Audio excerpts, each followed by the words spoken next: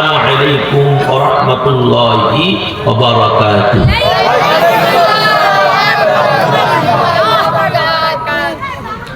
মনে যদি কিছু না করেন তাহলে আপনারা আমাকে একটাবার সালাম দিতে পারেন।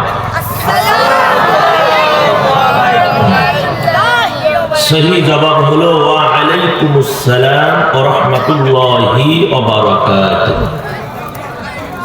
শুধু এতটুকুই নয়, প্রিয় নবী বলেছেন এই সালাম শুধু মাহফিলে নয়, রাস্তায় নয়, এই সালাম শুধু স্কুল কলেজ ইউনিভার্সিটি মাদ্রাসায় নয়, বাজারে নয়, হাটে নয়, রাস্তাঘাটে নয়, এই সালাম বাড়ির মধ্যেও নিয়ে যেতে হবে। কোন মানুষ যদি বাড়িতে গিয়ে তার ওয়াইফকে, মাকে, বাবাকে যখন তার সঙ্গে দেখা হবে সালাম বিনিময় হয়, তারাও যদি সালাম বিনিময় করে, রাসূল বলেছেন ওই বাড়িটা জান্নাতের টুকরায় পরিণত হবে। স্বামী যদি স্ত্রীকে সালাম দেয়, স্ত্রী যদি স্বামীকে সালাম দেয়, কশ্চিনকালে পেশাল হবে না। তার কারণ স্বামী সালাম দিয়ে বলল তোমার উপর আল্লাহর শান্তি বর্ষিত হোক, স্ত্রী ওয়া আলাইকুম আসসালাম বা সালাম দিয়ে বলল যে তোমার উপর আল্লাহর শান্তি বর্ষিত হোক। এই যদি দোয়া হয় তাহলে অশান্তি থাকতে পারে? আমাদের সংসারে এখন শান্তি না অশান্তি? 100-র মধ্যে 99% 99.99 আজকে সকলেরই ঘরে প্রায় অশান্তির বেড়াজালে আমরা আবদ্ধ। স্বামী স্ত্রীর কথা শোনে না, স্ত্রী স্বামীর কথা শোনে না, ছেলে বাবার কথা শোনে না, বাবা ছেলের কথা শোনে না, মেয়ে মায়ের কথা শোনে না, মা মেয়ের কথা শোনে না। এখন সমাজে বন্ধু বন্ধুর কথা শোনে না, বন্ধু বন্ধুর কথা মানে না, প্রতিবেশী যারা আছে তারা দামে দেয় না, কথা বলেন না কেন? এরকম পরিস্থিতি বর্তমান চলছে আমাদের এই বাংলাদেশে, আনাচে কানাচে গ্রামগঞ্জে, আমাদের পরিবারের মধ্যেও হিংসা হিংসি, অহংকার আর গুতি, কে কাকে মামলা দেওয়া যায়, কে কাকে ভুতে দেওয়া যায়, কাকে কার ক্ষতি করা যায়, এই চিন্তায় আমরা অন্তত 24 ঘন্টার 20 ঘন্টায় ব্যয় করি। তাহলে শান্তিতে আসবে কোত্থেকে দাদা? শান্তি কোত্থেকে আসবে বলে না। অথচ রাসূল সাল্লাল্লাহু আলাইহি ওয়াসাল্লাম বলেছেন শান্তি যদি পেতে চাও একজন আরেকজনের কল্যাণ কামনা করো। আমি একটা হাদিস দিয়ে আপনাদেরকে বুঝাইয়া দিচ্ছি, খুব সহজে বুঝবেন। রাসূলের পিরিয়ড যখন সমাপ্তি ঘটলো, আবু বকরের পিরিয়ড চলে আসলো, ঠিক কিনা? মুসলিম জাহানের প্রথম খলিফার নাম কি? হযরত আবু বকর সিদ্দিক রাদিয়াল্লাহু তাআলা। হযরত উমরকে কোন এক কওমের একটা এরিয়ার গভর্নর করে প্রেরণ করা হয়েছিল। উনি 1-2 বছর গভর্নরগিরি করে তার ওই দায়িত্ব এনে ফেরত দিচ্ছে যে আমিরুল মুমিনিন, এটা আমার দ্বারা হবে না, কারণ আমি পারবো না। কেন পারবেন না, কেন হবে না, কেন দায়িত্ব ফেরত দিচ্ছেন?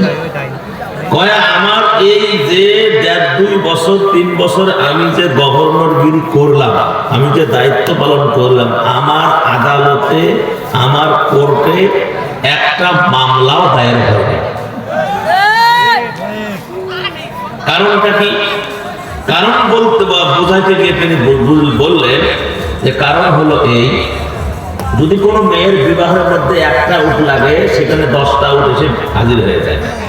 কেউ যদি অসুস্থ হয়ে যায়, একজন খেদমত করলে সে সুস্থ, সেখানে 10 জন এসে তার সেবা করে, মানে একজন আরেকজনের কল্যাণ কামনা করে। তাহলে ওই জায়গায় কি আবার গভর্নরগিরির দরকার আছে? নেতার দরকার আছে? ওখানকার সবাই নেতা, সবাই কি একে অপরের ভাই, একে অপরের বন্ধু, কথা বলেন ঠিক কিনা? যার কারণে সমাজের মধ্যে যদি একজন আরেকজনের কল্যাণ কামনা করে, শান্তি আসতে পারে না। একজন আরেকজনের কল্যাণ কামনা করতে হবে, তাহলে শান্তি প্রতিষ্ঠিত হবে। আমার সম্মানিত ভাইজান, সালাম বিনিময় হলো। এখন আসলে আমরা প্রশংসাটা করে নেই সেই মনিবের দরবারে, যিনি আমাদের রব, আমাদের খেতে দেয় না, যার বাতাস খেয়ে আমরা বাতাস নিয়ে শ্বাস প্রশ্বাস আমরা বেঁচে আছি, এত মাস্তানি, এত গুন্ডামি করো, এত দেওয়ানগিরি করো। আমার আল্লাহ যদি এই বাতাস যদি 20টা মিনিট স্টপ করে দেন, কমায় দিতে বলছি, স্টপ করে দেন, তাহলে এই পৃথিবীতে সমস্ত জিন্দা মানুষ মুর্দা হয়ে যাবে। কথা বলেন না? কেউ আর পৃথিবীতে বেঁচে থাকবে না। তাহলে এত অহংকার কিসের, এত গর্ব কিসের, এত তাকাব্বুরি কিসের, এত হিংসা কিসের? কিসের তো হিংসা? বিদ্বেষ ভুলে দেন, অহংকার ভুলে দেন। অহংকার তো করবে আল্লাহ। অহংকার কে করবে? আল্লাহ। আপনার আবার অহংকারের কোনো এখানে হিসাব নাই। অহংকার যিনি করবেন তিনি হলেন আল্লাহ। দাম্ভিক্য যিনি করবেন তিনি হলেন আল্লাহ। শক্তি যিনি দেখাবেন তিনি হলেন আল্লাহ। আপনি অবৈধ শক্তি দেখাবেন, অবৈধ ক্ষমতা দেখাবেন, শক্তি দেখাবেন, তাহলে আপনি ইতিহাস থেকে আপনি জেনে নেন ওই আবরাহার শক্তি কম ছিল না, ফিরআউনের শক্তি কম ছিল না, সম্রাট আকবরের শক্তি কম ছিল না। কথা বলেন কেন? তারপরে আবরাহা শক্তি কম ছিল না, নমরুদের শক্তি কম ছিল না। কথা বলেন, ও শক্তি কোথায় গেছে? সব তাল মাতাল হয়ে গেছে। ঠিক কি? যে আল্লাহ আমাদেরকে খেতে দেন, পড়তে দেন, যে আল্লাহ আমাদেরকে এখানে আসবার তৌফিক দিয়েছেন, ওই আল্লাহর দরবারে সকলে আমরা বলি আলহামদুলিল্লাহ। দরুদ আর সালাম নবীজির কদমে হৃদয়ের সমস্ত আবেগ ভালোবাসা উদার করে দিয়ে সকলে বলছে সাল্লাল্লাহু আলাইহি ওয়াসাল্লাম। জানায় দিয়েছেন নবী, আমাদেরকে জানায় দিয়েছেন কি? আল্লাহ সুবহানাহু ওয়া তাআলা বলছেন, ও পৃথিবীর মানুষ তোমরা শোনো, ইয়া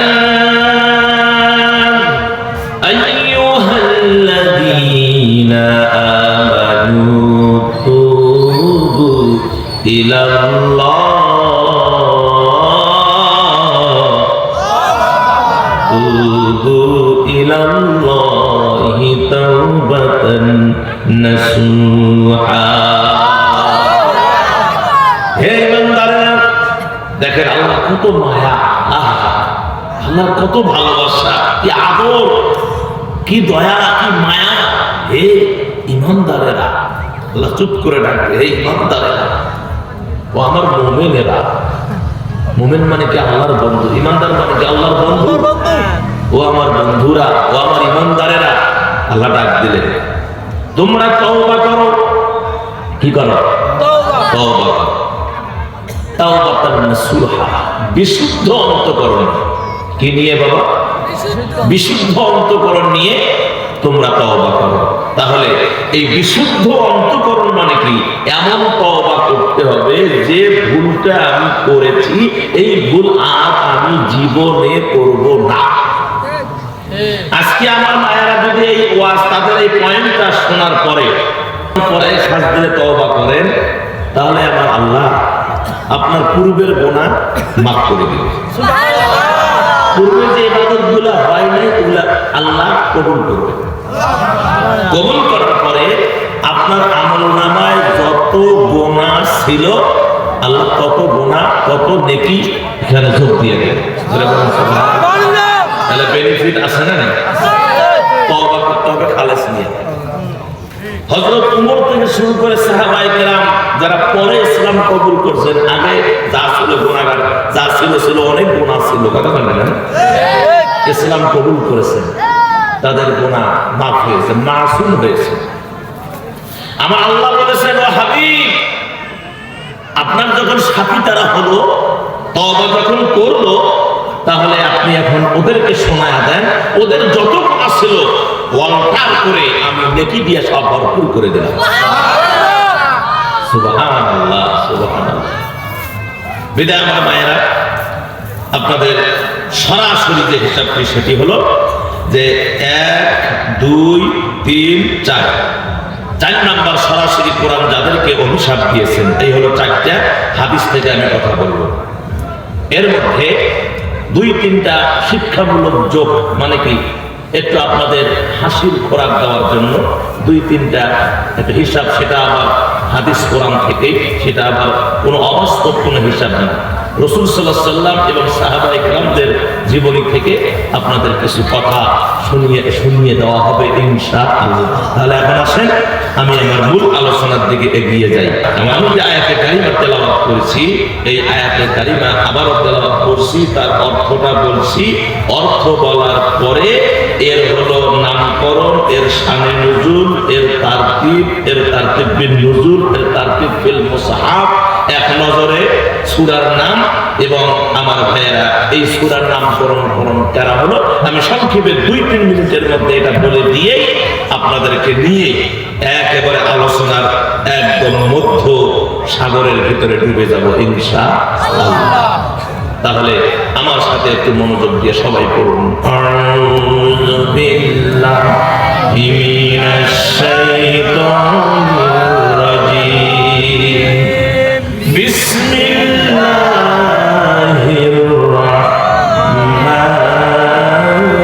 রাহমানির রাহিম। কুলনা হাবিতু মিনহা جميعا فإما يأتينكم مني هدى فمن تبع هداي فلا خوف عليهم ولا هم يحزنون। বিতাড়িত শয়তান থেকে আল্লাহর পানা চাচ্ছি। শুরু করছি বিসমিল্লাহির রহমানির রহিম। শুরু করছি পরম করুণাময় আল্লাহ পাকের নামে। সরল তরজমা। আমি বললাম তোমরা সকলেই স্থান হইতে নামিয়ে যাও। পরে যখন আমার পক্ষ হতে তোমাদের নিকট সৎপথের কোন নির্দেশ আসবে, তখন যাহারা আমার সৎপথের নির্দেশ অনুসরণ করবে তাদের কোনো ভয় নাই, আর তারা চিন্তাগ্রস্ত হবে না। তাহলে আমার তেলাওয়াতকৃত আয়াতের এটা হলো সরল তরজমা।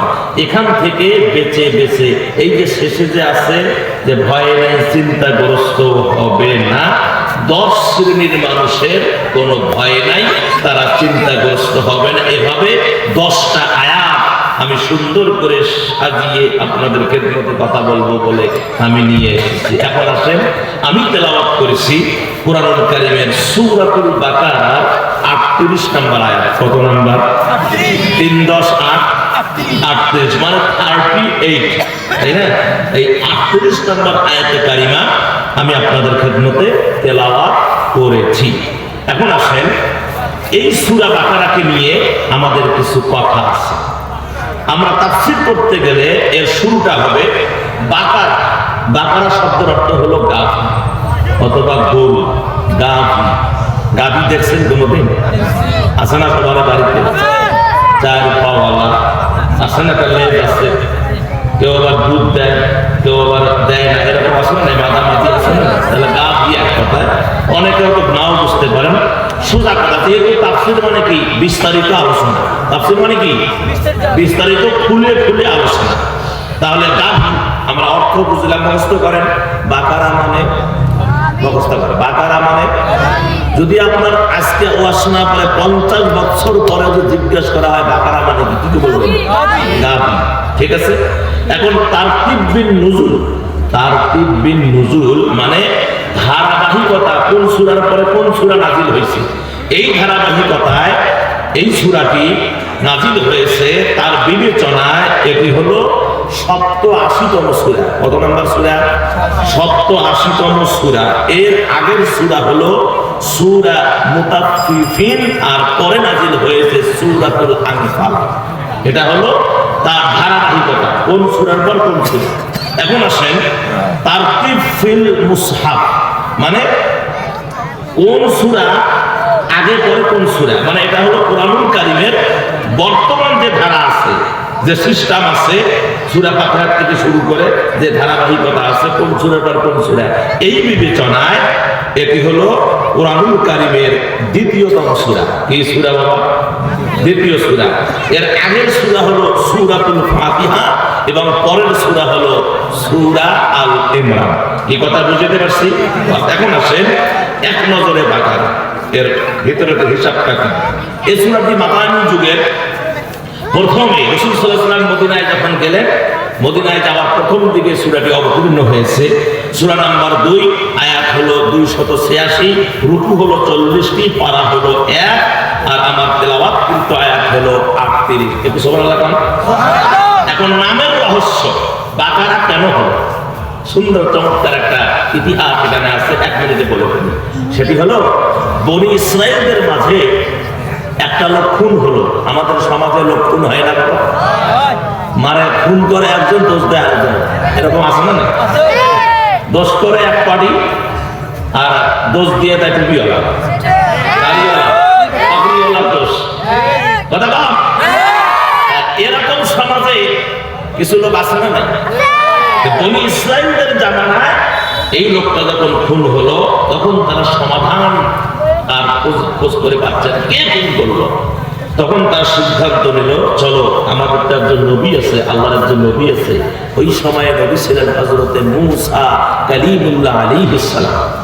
মূসার কাছে সবাই দল বেঁধে আসলেন, এসে বললেন, ও নবী মূসা, আমাদের মহল্লায় একজন মানুষ, কওমে একজন মানুষ খুন হয়েছে, কেউ স্বীকার হচ্ছে না কে খুন করেছে। তখন মূসা বললেন, শোনো, তোমরা একটা কাজ করো, একটা গাভী জব করো। একটা গাভী কি জবে করো, জবে করে ওই গাভীটা যে কোনো একটা অংশ দিয়ে, যে কোনো একটা অংশ দিয়ে, লেজ হোক, গোশত হোক, হাড্ডি হোক, কান হোক, চোখ হোক, জিহ্বা হোক, মানে যে কোনো একটা অংশ দিয়ে ওই মৃত্যু ব্যক্তিকে যদি ছোঁয়া দেয়, টাচ করে, ও দিব্যি জীবিত হয়ে কে তাকে হত্যা করেছে তার নাম বলে দেবে। আমার ভাইয়েরা, এই ব্যাপারটা যখন তিনি বললেন, আর তারাও বুঝতে পারছে মূসা একজন নবী, মিশা কথা হয় না, এটা করলে হবে। মারছে কিন্তু ওই বদমাশদের মধ্যে, কথা বলেন, হ্যাঁ, ওদের মধ্যেই মারছে।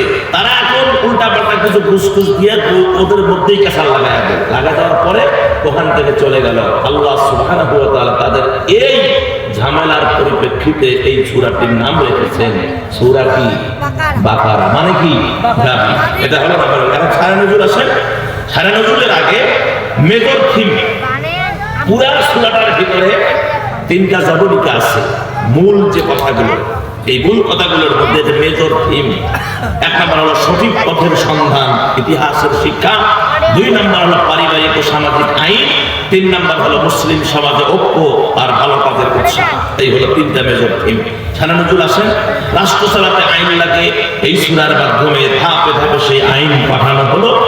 নাগরিক জীবন, সামাজিক জীবন, অর্থনৈতিক জীবন ইত্যাদি ব্যাপারে একটি ইসলামী রাষ্ট্রের আইনের রূপরেখা কেমনে হবে, এটাকে বিবেচনা করে আমার আল্লাহ এই সূরাটি অবতীর্ণ করেছেন। বাস, এটা হলো ইতিহাস। এখন আসুন আমরা মূল কথার দিকে এগিয়ে যাই। সম্মানিত হাজিরান, আল্লাহ কি বললেন? আল্লাহ রাব্বুল আলামিন বললেন, কুল নাহবিতু মিনহা জামিআন ফাইম্মা ইয়াতিয়ান্নাকুম মিন্নি হুদান ফামান তাবিআ হুদায়া ফালা খাউফুন আলাইহিম ওয়ালা হুম ইয়াহজানুন। আমার ভাইরা, আল্লাহ বললেন তোমরা নেমে যাও। আমি বললাম তোমরা কি সকলেই নেমে যাও। কারা নামবে? কারা নামবে? আমাদেরকে বলছেন না, কাদেরকে? আল্লাহ তখন আদমকে বানায়া জান্নাতে রাখলেন। সুবহানাল্লাহ।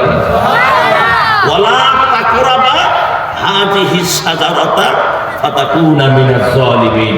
ও আদম, তোমরা 2 স্বামী স্ত্রী এখানে বসবাস করবা, খাবা দাবা।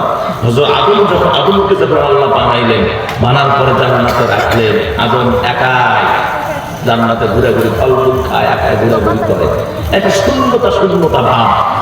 আমাদের ছেলে মেয়ে যদি বড় হয় কেমন করে, এটা আমরা বুঝি না ভাই। এ কথা বুঝি না। ছেলে মেয়ের যদি বয়স হয়, তাহলে ছেলে মেয়ের মুখ চোখ দেখে বোঝা যায় না যে এখন আমাদের কি করা উচিত। যদি মেয়ে হয়, পাত্রের ব্যবস্থা করা দরকার, ছেলে হলে পাত্রের ব্যবস্থা করা দরকার, ঠিক কিনা? আদম যে একাই জান্নাতে আছে, আদম যে মুসরামুসরি করে, আদমের যিনি অভিভাবক আমার আল্লাহ, তিনি কি বোঝে না? বুঝছে? বোঝার পরে আদমের বাম পাজরের দিকে তাকালেন, আল্লাহর কুদরতি হাত ঢুকায়া দিয়া একটা বাঁকা হাড় বাহির করলেন। বাহির করে অপরূপা সুন্দরী, একেবারে সেই সুন্দরী আমাদের আদি মা, কি নাম? হযরত হাওয়া আলাইহিস সালাতু ওয়াস সালামকে আল্লাহ পাক বানালেন, বানায়া ওই জান্নাতে রাখলেন।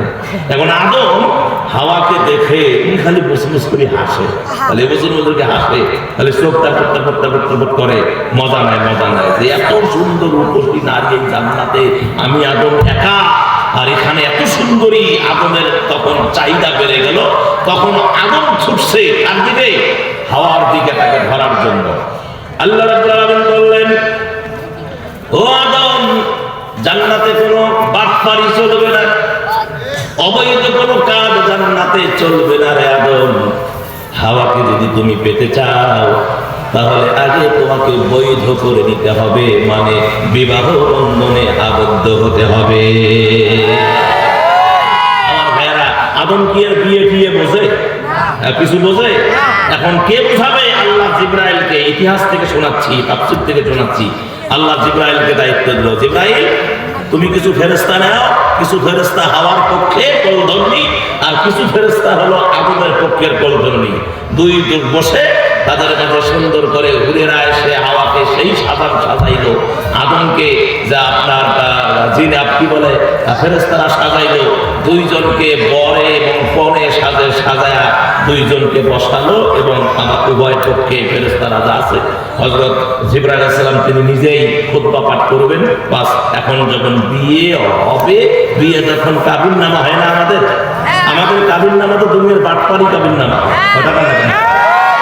একটা নাকফুল ১,৫০০ টাকা, আর বাকি ৩ লাখে হলো সব বাকি। মেয়েকে বলতেছে যে অমুকের ছেলে, অমুক গ্রাম, অমুক জেলা, তোমাকে আপনার ৩,৫০,২০২ টাকা, ১ টাকা দেনমোহর ধার্য করিয়া অলংকার বাবদ একটা নাকফুল বুঝিয়া দিয়া বাকি টাকা বাকি রাখিয়া তোমাকে বিবাহ করতে আসিয়াছে। রাজি থাকলে বলো, কথাটা নাকি? হ্যাঁ, মেয়ে তো যদি লাজুক হয়, ও তো মনে করো অনেক খেয়াল লাগে। যদি কোনো মেয়ে মুসলামুসলি করে, যদি নাও বলে, তারপরে ও শরীয়তের বিধান হলো যে তার সম্মতি আছে, কথাটা নাকি? হ্যাঁ, আমি আমার ইয়াতে মসজিদে বিবাহ করাইতে গেছি, তাই বললাম যে বলো মা কবুল, হুজুর ইল্লা কবুল, আমি ৩-৪ বার আগত করছি, আইজও কবুল, বার কবুল কবুল কবুল কবুল কবুল। আমি বললাম যে আমার বয়সে, আমার ইতিহাসে এরকম বিয়ে আমি জীবনে করাইনি। মৌলবীর কোনো কষ্ট নেই, কিছু বলারও দরকার নেই, কারণ ইজা আর কবুল, মেয়ের যদি রাজি হয়, ছেলে যদি রাজি হয়, আর কিছু লাগে না, বিয়ে হয়ে গেল। আদম আর হাওয়া বসলেন, এখন দেনমোহর লেখা হবে। আদমকে বললো দেনমোহর দাও, হাওয়াকে যে বিয়ে করবে দেনমোহর দাও। আদম তো দেনমোহর কিন্তু বুঝি না। আমার ভাইয়েরা, আল্লাহ রাব্বুল আলামিন জিবরাইল আমিনকে আগেই বলে দিয়েছেন, জিবরাইল রে, আদমের দেনমোহর তুমি আদমকে শোনায়া দাও, তার এই সন্তান এই পৃথিবীর জমিনে সেজদা বানায় আসবে, নাম হবে মুহাম্মদ। ওই মুহাম্মদের প্রতি যদি ৩ বার দরুদ করে, আদমের দেনমোহর আদায় হয়ে, হাওয়ার দেনমোহর আদায় হয়ে যাবে। ৩ বার দরুদ পড়লেন, জিবরাইল শিখায়া দিলেন, আদম দরুদ পড়লেন, দেনমোহর আদায় হয়ে গেল, এখন হালাল হয়ে গেল। আল্লাহ বললেন, ও আদম, তুমি আর তোমার স্ত্রী এই জান্নাতে থাকো, খাও দাও, করো, আরাম করো, যা কিছু তোমরা করো, কিন্তু ওয়ালা তাকরাবা হাযিহিস শাজারাতা ফাতাকুনা মিনাজ জালিমিন, ওই গাছের নিচে যেও না। যদি যাও তাহলে জালিমিন, তাহলে সীমা লঙ্ঘনকারী জালেমদের অন্তর্ভুক্ত হয়ে যাবে। শয়তান কি বসে আছে না, তার কাম চালায় যাচ্ছে, শয়তান তার শয়তানি চালিয়ে যাচ্ছে। যাই হোক, যখন আদম গন্ধম খাইলো, হাওয়া যখন গন্ধম খাইলো, আমার আল্লাহ বললেন, তোমাদের আর এই পৃথিবীর জান্নাতে থাকার কোনো অধিকার নেই, অধিকার লঙ্ঘন করেছো, নেমে যাও, তুমি নেমে যাও, এখান থেকে নেমে যাও তোমরা। পরে যদি আমার পক্ষ থেকে তোমাদের কাছে কোনো সৎ পথের কোনো নির্দেশ আসে, তাহলে এই সৎ পথের নির্দেশ যারা মানবে তাদের কোনো ভয় নেই, তারা চিন্তাগ্রস্ত হবে না। আল্লাহ নামায়া দিলেন আদম হাওয়াকে, নামায়া দিলেন দুইজনকে পৃথিবীর দুই প্রান্তে, আর মিলিত হলেন এক জায়গায়, সেটার নাম কি আরাফাতের ময়দান। এর অর্থ হলো পরিচয়, তার থেকে আরাফাত পরিচয়ের স্থান। আমার ভাইয়েরা 3.5 বছর কাঁদলেন। কাঁদার পরে আল্লাহ রাব্বুল আলামিনের কাছে যখন প্রিয় নবী মুহাম্মদ রাসূলুল্লাহ সাল্লাল্লাহু আলাইহি ওয়াসাল্লামের কি ওসিলা চেয়ে যখন আল্লাহর কাছে মাফ চাইলেন আর দোয়া করতে থাকলেন, রব্বানা যালামনা আনফুসানা ওয়া ইল্লাম তাগফির লানা ওয়া তারহামনা লানাকুনান্না মিনাল খাসিরিন। দোয়া করতে থাকলেন, আমার আল্লাহ নবীর ওসিলা আদমকে মাফ করে দিলেন। আমার ভাইজান আল্লাহ পাক বললেন, আদম রে তুমি যখন ক্ষমা চেয়েছো আমি আল্লাহ ক্ষমা করে দিলাম, আর তোমাদের কোনো চিন্তা এবং টেনশন নাই, আর কোনো চিন্তাও নাই, টেনশনও নাই। তোমরা এখন সুখে শান্তিতে বসবাস করতে থাকো। আল্লাহু আকবার। তাহলে এটা হলো এই 10 জন ব্যক্তির যে কোনো টেনশন চিন্তা টেনশন নাই, তোর মধ্যে হলো 1 নাম্বার, 10 শ্রেণীর 1 নাম্বার। 2 নম্বরে আসেন যারা আল্লাহ পরকালে বিশ্বাসী, আল্লাহ এবং পরকালে যারা বিশ্বাস করে। আয়াতটা শুনলেন সূরা বাকারা 62 নম্বর আয়াত। কয় নম্বর আয়াত? 62 নম্বর আয়াতের মধ্যে আল্লাহ পাক বললেন, মান আমানা বিল্লাহি ওয়াল ইয়াউমিল আখির ওয়া আমিলা সালিহান ফালাহুম আজরুহুম ইনদা রাব্বিহিম ওয়ালা খাউফুন আলাইহিম ওয়ালা হুম ইয়াহজানুন।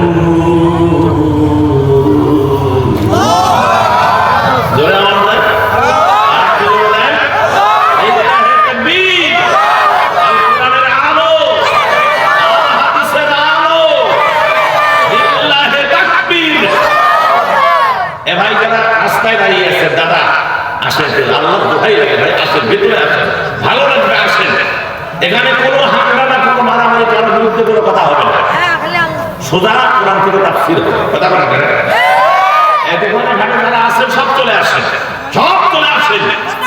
যারা আসতেছে আমি দোয়া করছি আল্লাহ তাদের জীবনের গোনাহ মাফ করে দিয়ে শরীরটা ভালো রাখে, আল্লাহ হালাল কর্মসংস্থানের ব্যবস্থা করে দেয়। এলাকায় যেন শান্তির বাতাস যেন বয়ে দেন, আমিন বলে। তাহলে যে আয়াতটি এখন করলাম সূরা বাকারার কয় নাম্বার বাবা? 62 নাম্বার। কোনো কিসসা আছে না? এখনো কিসসা আছে, আয়াত করব তার ব্যাখ্যা করব, এই হলো, এটা হলো তাফসীর।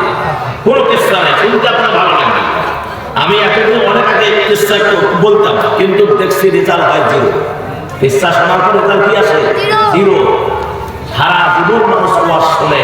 আপনি দেখেন বাংলাদেশে আজ থেকে ওয়াজ হচ্ছে না, সেই কখন থেকে চলছে ওয়াজ। মানুষ কি এই চোর কি কমছে? লুটেরা কমছে? বদমাশ কমছে? বরঞ্চ ওয়াজও বাড়ছে, বক্তাও বাড়ছে, মাহফিলও বাড়ছে, বাটপাড়িও বাড়ছে। কথা বলে আমি বুঝলাম না যে এই ত্রুটিটা কার? এটা কি বক্তার ত্রুটি, না আয়োজকের ত্রুটি, না শ্রোতার ত্রুটি, না পরিবেশের ত্রুটি, না আবহাওয়ার ত্রুটি? ত্রুটিটা কি? আমি লক্ষ্য করে দেখেছি, যেটা আমার গবেষণায় পাইছি, ত্রুটিটা হলো আমার কারোর ভিতরে ফুলুসিয়াত নাই। কথা বলেন, কারোর ভিতরে ফুলুসিয়াত নাই। যদি ফুলুসিয়াত থাকতো তাহলে মানুষ হেদায়েতের অমীয় সুধা পান করতো। আমার রাসূল যখন ভাষণ দিতেন, আমার ভাইয়েরা আপনার ইতিহাস পড়েন নাই, আমার রাসূলের বিরোধিতা করে সারাদিন, কিন্তু সন্ধ্যা হলে তারপরে বড় বড় লিডারেরা এসে হুজুরের ঘরের হুজুরার চতুর্পার্শ্বে দাঁড়িয়ে তারা মন দিয়া, দিল দিয়া, প্রাণ দিয়া তারা রাসূলের কণ্ঠে আল্লাহ পাকের কালাম তেলাওয়াত শুনে। আল্লাহু আকবার। সম্মানিত মুসলমান ভাইরা, তাহলে আল্লাহ পাক বলেন, মান আমানা বিল্লাহি ওয়াল ইয়াউমিল আখির ওয়া আমিলা সালিহান ফালাহুম আজরুহুম ইনদা রাব্বিহিম ولا هم يحزنون আল্লাহ পাক বললেন যাহারাই আল্লাহ ও আখিরাতে ঈমান আনে যাহারাই আল্লাহ এবং আখিরাতে ঈমান আনে সৎ কাজ করে তাদের জন্য পুরস্কার আছে কার কাছে আল্লাহর কাছে তাদের কোনো ভয় নেই তারা চিন্তাগ্রস্ত হবে না তাহলে এখানে তিনটা কাজ করা লাগবে কয়টা একটা হলো আল্লাহর প্রতি ঈমান আরেকটা হলো আখিরাতের প্রতি ঈমান আরেকটা হলো নেক আমল এই তিনটা কাজ যদি আপনি করেন তাহলে আপনার পুরস্কার কার কাছে আল্লাহর কাছে তার কোনো ভয় নেই তারা চিন্তাগ্রস্ত হবে না এটা কে বলেছেন আল্লাহ বলেছেন তাহলে এক নাম্বার হলো আল্লাহ তার প্রতি ঈমান আল্লাহকে দেখেছেন কারা কারা হাত তোলেন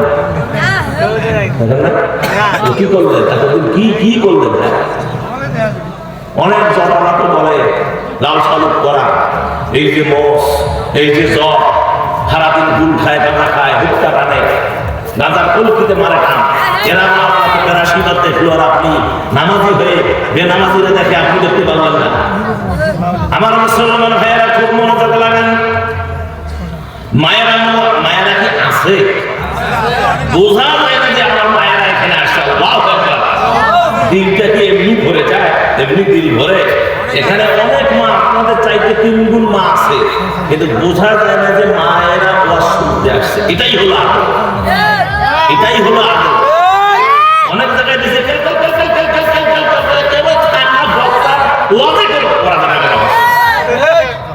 কুড়িগ্রামের মায়েরা অনেক ভদ্র দিল থেকে দোয়া দিলাম জানা দিল থেকে দোয়া দিলাম আপনাদের জন্য একটা পয়েন্ট আরো বেশি আমি ওয়াজ করে দেবো ইনশাআল্লাহ সম্মানিত মায়েরা শোনেন এবং ভাইয়েরা শোনেন আল্লাহকে দেখা যায় না কিন্তু বিশ্বাস করতে হবে কি হবে না হবে আল্লাহকে যে দেখা যায় না এই দলিল আপনিও দিবেন না আমিও দিব না কোরআন দিব ঠিক কি না আর আল্লাহকে দেখা যায় দুনিয়ায় দেখেছে বা দেখা যায় এরকম একটা কোরআনের আয়াত হাদিসের একটা ইবারত কেউ যদি আপনারা আমাকে দেখাতে পারেন কোন মুফতি সাহেব আলেম সাহেব ফকিহ সাহেব আদিব সাহেব মুহাদ্দিস সাহেব মুফাসসির সাহেব এবং গাঙ্গারু মদারু জটালা যা আছে কোন পীর সাহেব যদি দেখাতে পারেন আমি আনসারী জুলফিকার আলী আনসারী বলছি জীবনে আর এই মাহফিলের সামনে আসবো না চ্যালেঞ্জ করলাম আল্লাহকে দেখা যায় না দুনিয়ায় সে দলিল আমি কোরআন থেকে দিচ্ছি তাদের কোনো সমস্যা আছে আলোচনা যা হবে কোরআন হাদিস থেকে হবে আল্লাহ রাব্বুল আলামিন বললেন লা মানে কি না লা মানে কি না লা তুদরিকুহুল আবসার ওয়া হুয়া ইউদরিকুল আবসার ওয়া হুয়াল লাতীফুল খবীর আমার আল্লাহ বলেন পৃথিবীর কোন চোখ আমি আল্লাহর দেখতে পাবে না না কোশ্চিন কারেও না পৃথিবীর কোন চোখ আল্লাহর দেখতে পাবে না ওয়া হুয়া ইউদরিকুল আবসার কিন্তু আল্লাহ পৃথিবীতে যা হয় আবার আল্লাহ সব দেখে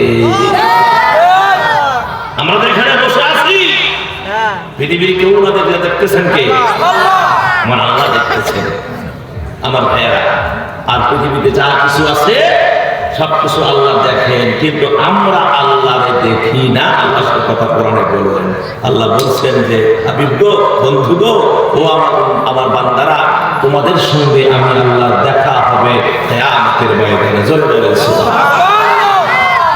আমার মুসলমান ভাইয়েরা শুধু তাই নয় একটু দিল লাগান মন লাগান কান লাগান মায়েরা ভাইয়েরা আমার আল্লাহ রাব্বুল আলামিন বললেন বান্দারে তোমাদের সাথে আমার দুনিয়ায় দেখা হবে না অনেকে পত্রিকায় বলে আমার রাসূল নাকি মেরাজের রজনী থেকে আমার আল্লাহর সঙ্গে দিদার করেছেন দেখা করেছেন এটা মিথ্যা কথা আম্মা জান আয়েশা থেকে হাদিস বর্ণিত আছে আম্মা জান বলেছেন কেউ যদি বলে মেরাজের রজনীতে আল্লাহর সাথে আমার নবী আমার আল্লাহকে দেখেছেন এটা যদি কেউ বলে তাহলে সে আল্লাহ এবং রাসূল সম্পর্কে মিথ্যা অপবাদ দিল মিথ্যা তহমত দিল আমার আল্লাহ রাসূলকে দেখেছেন নবী আমার আল্লাহকে দেখেন না আর সে আজিমে কাবা কাউসাইন কাবাকি কাউসাই, একটা ধনুক যদি বাঁকা করে আনা হয় এরকম পাশাপাশি হবে। আমার আল্লাহ এবং রাসূল এরকম পাশাপাশি হয়েছিলেন, কিন্তু মাঝে ছিল একটা পর্দা, একটা পর্দা ছিল। পর্দার ওই পাশে আমার আল্লাহ, পর্দার এই পাশে হলো আমার প্রিয় নবী মুহাম্মদুর রাসূলুল্লাহ সাল্লাল্লাহু আলাইহি ওয়াসাল্লাম। আল্লাহু আকবার। কথা হয়েছে কিন্তু দেখা হয়নি। আমার ভাইয়েরা, তাহলে সেই আল্লাহকে আমরা না দেখে বিশ্বাস করেছি।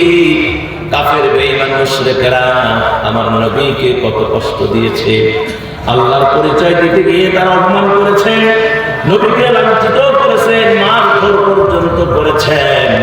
আমার নবীর চেহারাটাকে তায়েফের ময়দানে কাফেরেরা, ওই বাচ্চারা, যুবকেরা পাথর মারতে মারতে দেহটাকে সাইলের মতো ছিদ্র করে রক্তাক্ত করে দিয়েছিলেন। শুধু একবার দুইবার নয়, কুড়ি গ্রামের মুসলমানেরা আমার নবী ওই দিন তায়েফের ময়দানে 3 বার বেহুশ হয়ে পড়ে গিয়েছিলেন। হুট যখন হলো, নবীজি বললেন, ও যায়েদের এখন কোন সময়? যায়েদ বললেন, নবী গো, আসরের নামাজের সময় পার হয়ে যায়। নবীজি তাড়াতাড়ি করে আসরের নামাজ আদায় করে নিলেন। নামার পরে হুজুর ক্লান্ত শরীর, রক্ত ঝরেছে, জুতা মোবারক চাপ মেরে দিয়েছে, চামড়ার জুতা, রক্ত ঝরে ঝরে চাপ লেগে দিয়েছে। হুজুর হাঁটতেছেন, এমন সময় দেখতেছেন দূর থেকে বড় বড় কুকুরগুলো ঘেউ ঘেউ ঘেউ ঘেউ শব্দ করে আওয়াজ দিয়ে দিয়ে হুজুরের দিকে আসতেছে। আমার ইতিম নবী এবার চিন্তা করেছেন, আর আমার বাঁচার উপায় নাই। খুব হিংস্র, রয়্যাল বেঙ্গল টাইগারের মতো হিংস্র সেই কুকুরগুলো হুজুরের পিছনে এলিয়ে দিয়েছে। ওই মক্কার পাগলটাকে ছিঁড়ে ছিঁড়ে খেয়ে ফেলো। কুকুরগুলো লাফ দিয়ে এসে যখন হুজুরের সামনে ঢেউ ঢেউ করতেছে, আমার রাসূল ইতিম মানুষ, কেউ নাই, বাপ নাই, মা দাদা নাই, দাদি নাই, নানা নাই, নানি নাই, যারা আপন জন তারা তো নাই, যেগুলো আছে তারাও হুজুরকে দেখতে পাবে, শত্রু হয়ে গেছে। এবার হুজুর আস্তে করে মুখটা ঘোরালেন কুকুরদের দিকে। কুকুরেরা কি আর লাভ দিবে, হুজুরকে কি আর ধরবে? সামনের যে পা দুটো আছে না, বালুর ভিতরে গেড়ে দেবে, দিয়ে হুজুরের চেহারার দিকে তাকায় আছে, চোখ দিয়ে টক টক করে পানি ঝরতেছে। আমার নবী বলেন, ও কুকুরেরা, কেন তোমরা আমার ছেড়ো না, খাও না? আমার রক্তবস্ত সব খেয়ে তোমাদের তৃষ্ণা মিটাও। কুকুরদের জবান আমার আল্লাহ খুলে দিয়েছেন। কুকুরেরা বলতেছে, ওগো আল্লাহর নবী, আমরা জানতাম না আপনার চেহারায় এত নূর বিরাজ করে গো নবী। আমরা জানতাম না আপনি আখিরি জামানার নবী। ইয়া নবী আল্লাহ, আমরা যদি জানতাম আপনি রাহমাতুল লিল আলামিন, আমাদের গরিবেরা আমাদের মারতে মারতে শেষ করে দিত, তবু এক কদম আপনার দিকে আমরা অগ্রসর হতাম না। আল্লাহর নবী, যতটুকু না বুঝে এসেছি, এই অপরাধে কিয়ামতের ময়দানে আল্লাহর আদালতে আমাদের বিরুদ্ধে মামলা দায়ের করবেন না। আমার ভাইয়েরা, নবীকে কত কষ্ট দিয়েছে কাফেররা, কত আঘাত আমার রাসূল সহ্য করেছেন। এই পৃথিবীর জমিনে এসে আমার রাসূল যখন দাওয়াত দিচ্ছিলেন কাফেরদেরকে, বলো আল্লাহ এক, তখন তার রাসূলকে পাগল বলেছে, মিথ্যুক বলেছে, কাজ্জাব বলেছে। আমার নবী আসমানের দিকে তাকায়, আল্লাহ এখন কি হবে? আল্লাহ বলে, হাবিব গো, আপনি টেনশন করবেন না, দায়িত্ব যেহেতু আমি নিয়েছি, ও হাবিব টেনশন নাই। আল্লাহ পাক জিবরাইল আমিনকে পাঠায়া দেবে, বলে জিবরাইল যা আমার বন্ধুকে একটু সহযোগিতা কর, আমার কাছ থেকে কুরআন কারীমের আয়াত নিয়ে যা, আমার বন্ধুকে জানায় দে, উত্তর দিয়া দিবে। জিবরাইল আমিন আসলেন, এসে রাসূলকে বললেন, নবী গো, আপনাকে তারা বলে আল্লাহর ছেলে মেয়ে কয়জন, আল্লাহর মা বাবা কে, আল্লাহ যে এক তার প্রমাণ তারা চায়।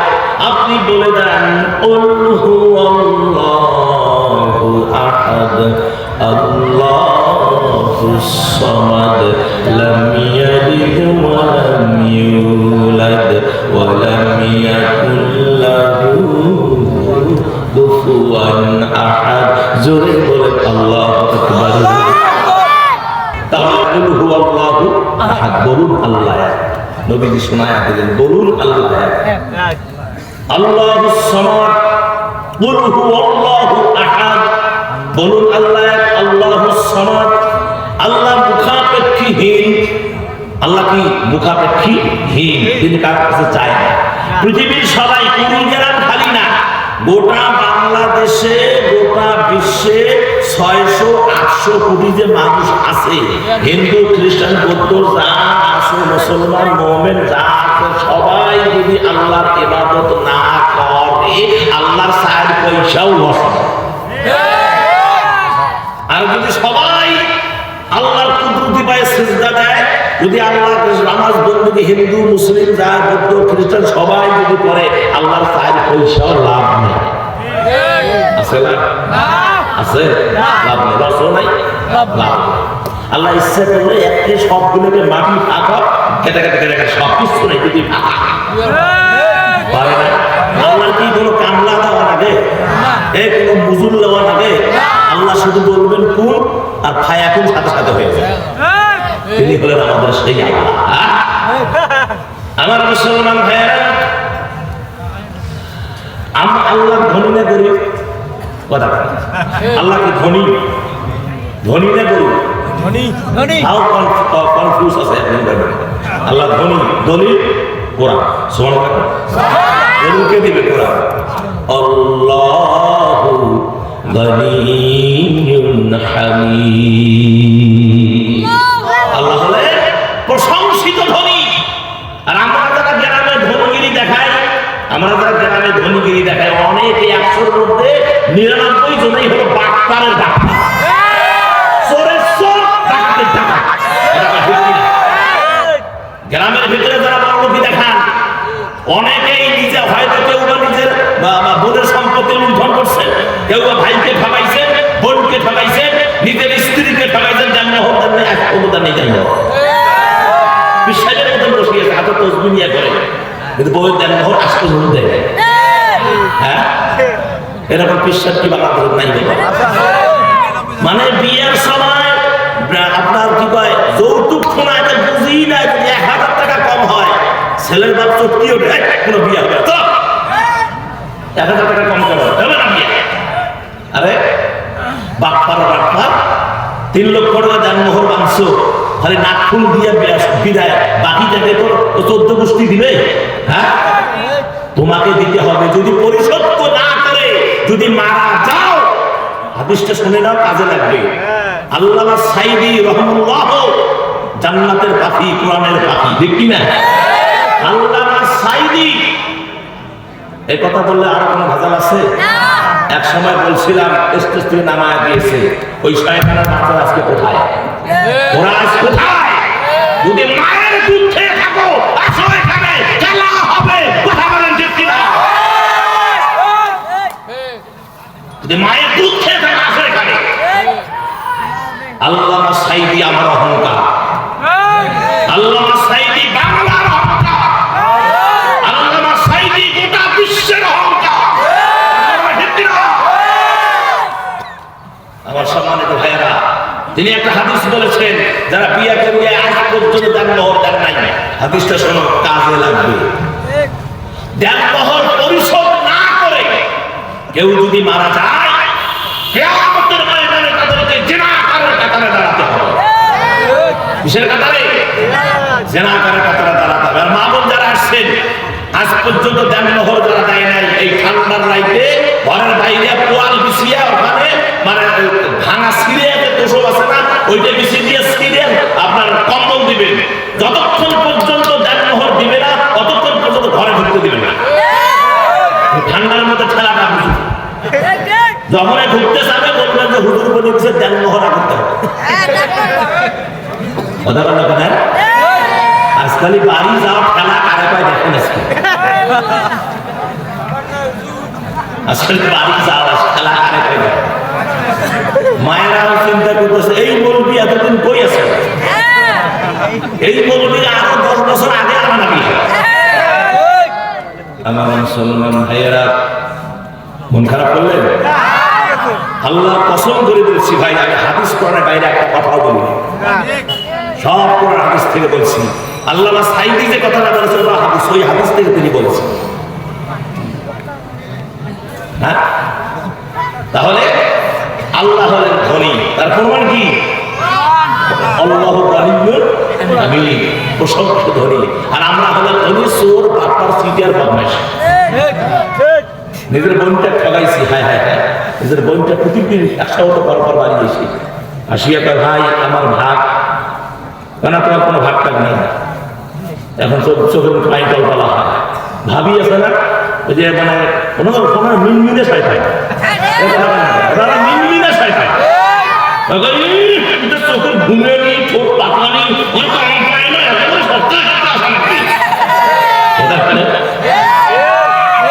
এখন কি করে মা? মা এখন বাপ মায়ের যেখানে শুয়ে আছে ওই কবরের রেলিং ধরে কান্দে আর বলে, মা আব্বা তোমরা চলে গেলা এভাবেই, আমি গরিব অসহায় হয়ে গেছি, তোমরা দেখে শুনে দিছ, কিন্তু এই ভবিষ্যৎ কার কি হিসেবে জানা নাই।